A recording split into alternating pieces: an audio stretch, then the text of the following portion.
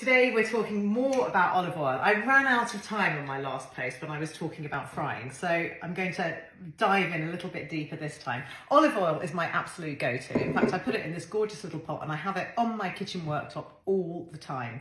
So olive oil is great because it contains polyphenols. These are plant compounds that are really good for our health.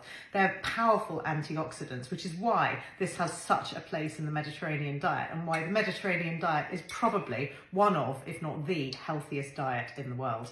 So the reason I like olive oil also is because it's made from pressed fruit. So it's just a mechanical pressing process, whereas regular seed oils are made with heat, pressure, solvents, also deodorizers. Now, the research on seed oils is beginning to change, but unfortunately, olive oil is still my go-to. The Mediterranean diet is around 40% fat, much of it coming from olive oil. And research shows that on the Mediterranean diet, people have lower risk rates for cardiovascular disease, strokes, even brain health. So I think it's a really important part of the diet and something we can easily include. Did you also know that polyphenols encourage growth of lactobacillus in the gut? So they're actually helping our gut microbiome to flourish as a prebiotic. So that's some of my reasons of why I choose olive oil as my go-to in the kitchen.